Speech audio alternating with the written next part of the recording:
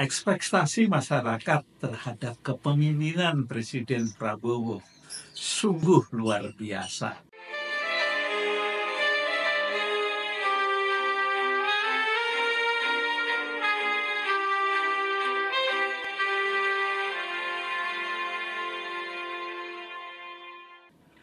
Pada saat ini, Presiden Prabowo sudah menjalani tugasnya selama 100 hari.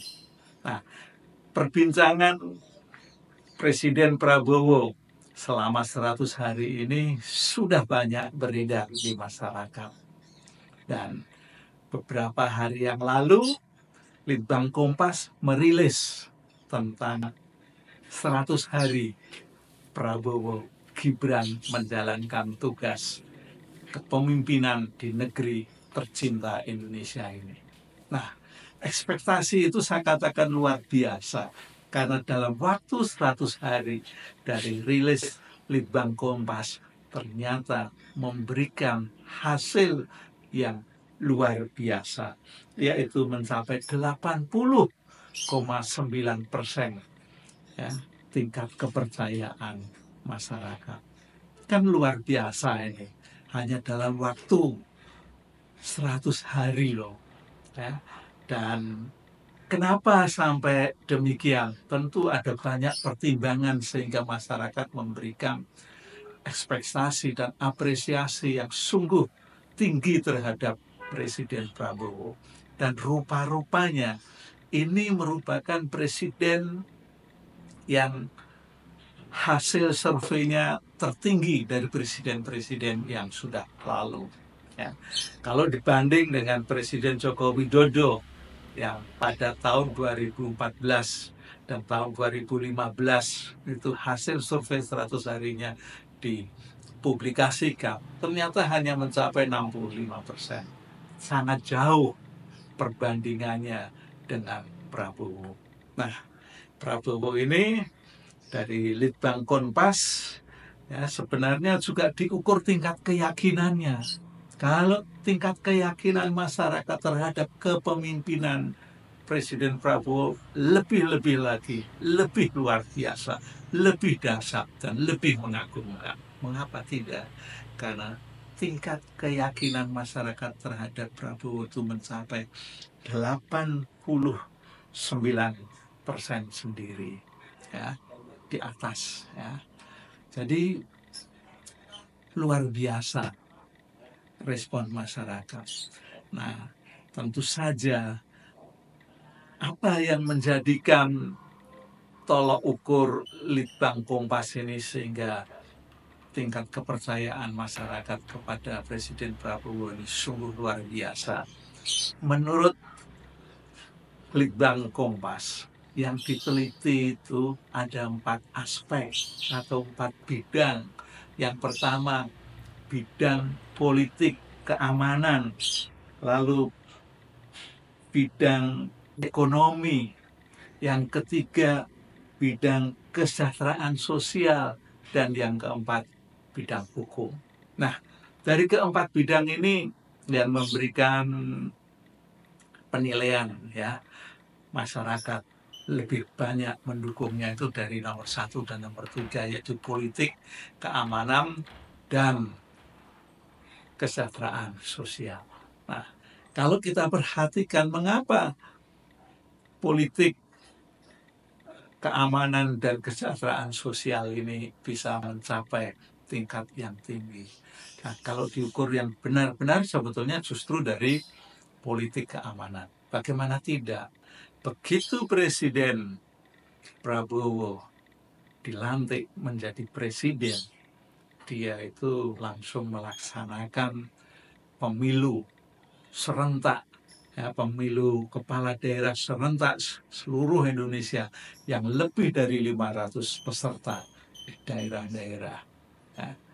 Dan ternyata pelaksanaan pemilu di seluruh Indonesia yang serentak itu kondisinya aman, damai, sejahtera, tidak ada gangguan sedikit pun ya, yang menyebabkan adanya hiruk pikuk ya, kalau terjadi ya ketidakpuasan dari peserta pemilu itu wajar, tapi gejolak masyarakat, gejolak yang ada di lingkungan masyarakat tidak terjadi. Gejolak ke antar pendukung, ya, para kontestan satu dengan kontestan yang lain juga tidak menimbulkan persoalan apa-apa. Semuanya berjalan lancar, semuanya berjalan mulus, damai, tidak ada percekcokan satupun. Nah, itulah kondisi yang paling menyebabkan masyarakat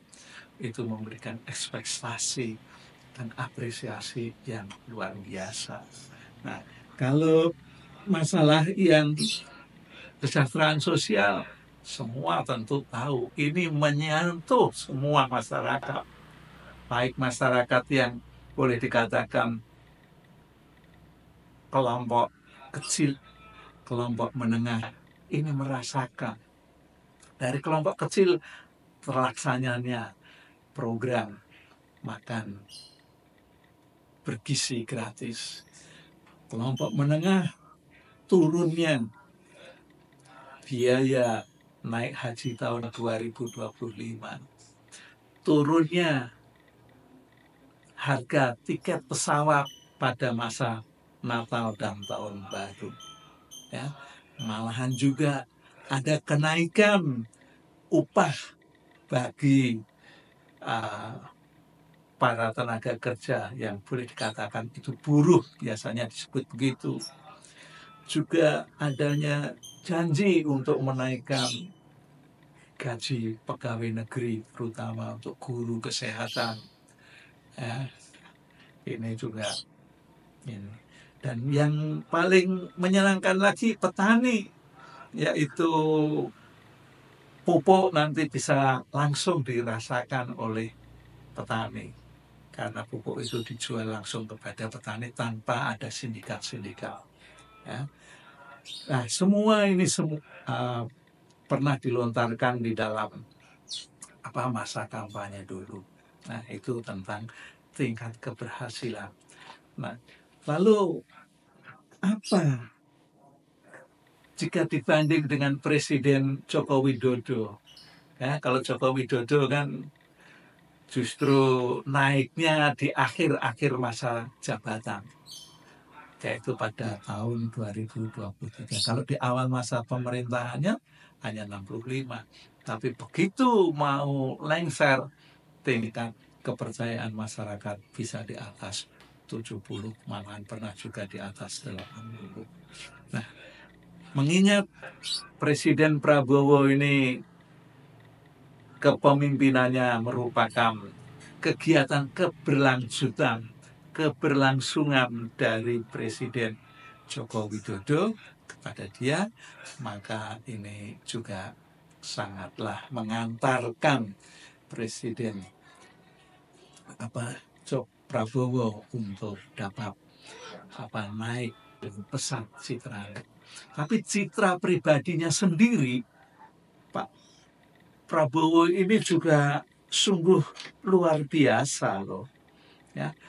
Citra pribadinya menunjukkan sangat positif, yaitu mencapai di atas 80%, ya. Malahan ada yang mengatakan sampai 94,1%. Nah, ini kan luar biasa. Mengapa citra pribadinya Pak Prabowo begitu besar? Ada banyak faktor, yaitu masalah kepemimpinan. Kalau kepemimpinannya kita lihat, dia sumbernya kan dari Tentara Nasional Indonesia. Orangnya tegas. Apa yang ada di pikiran diucapkan lalu dilaksanakan. Ya, jadi 3 hal itu selalu menyertai, ya, di dalam kepemimpinannya. Dipikirkan, diucapkan, dilakukan. Lalu masalah nasionalisme, jelas Pak Prabowo dalam pidato-pidatonya, dalam pengarahan kepada kabinetnya juga tentang nasionalisme, tentang negara, ya, tentang bangsa, ya, tentang rakyat, itu menjadi prioritasnya. Ya. Semuanya dilakukan untuk kesejahteraan rakyat, bukan bukan untuk kepentingan pribadinya. Sekalipun citranya tinggi, tingkat kepercayaan masyarakatnya juga tinggi, ya, di dalam kepemimpinannya ini, Pak Prabowo juga menyatakan itu tidak akan menjadikan dia berbesar hati, berbesar kepala untuk menjadi sombong. Tapi justru dia tetap menekankan untuk bekerja, bekerja, bekerja, dan bekerja keras, bekerja keras. Itu pun dikemukakan kepada seluruh jajaran Kabinet Merah Putih. Ya, bahkan pada masa tahun baru, seluruh kabinet semua bekerja, tidak ada yang libur. Ya, dia bertugas tidak di kantor-kantor, tapi di titik-titik yang ada masyarakat banyak di situ. Nah, tingkat ekspektasi dan apresiasi yang tinggi dari masyarakat ini tentu dapat menjadi barometer. Apakah barometer itu nanti untuk terus naik ke atas, ataukah justru bisa menjadi pemicu merosotnya tingkat kepercayaan karena pekerjaan-pekerjaan yang sudah diprogramkan tidak dapat diwujudkan, tidak dapat dicapai dengan baik. Soal di sana sini masih ada banyak hal-hal yang belum dapat diwujudkan dengan baik, sesungguhnya merupakan hal wajar. Mengapa tidak? Karena itu baru dilakukan selama 100 hari. Kan masa kepemimpinannya sampai 5 tahun. Nah, selama mulai dari 100 hari ini tentunya harus tetap melakukan secara ajak, ya, secara konsisten, ya, dengan komitmen yang tinggi sehingga semuanya dapat dilaksanakan dengan baik. Ya, keberlanjutan dengan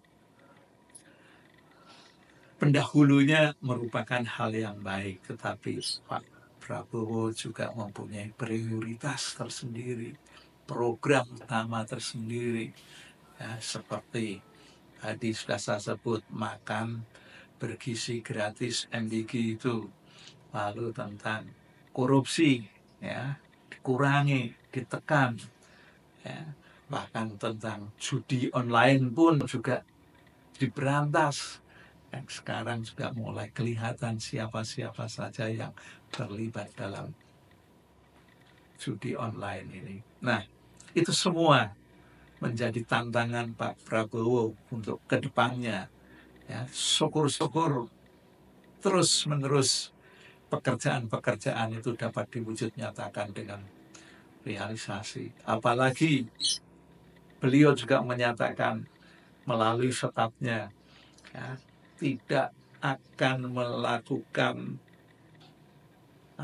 mendatangkan produk beras, jagung, dan garam dari negara lain. Bisa diatasi di negeri sendiri.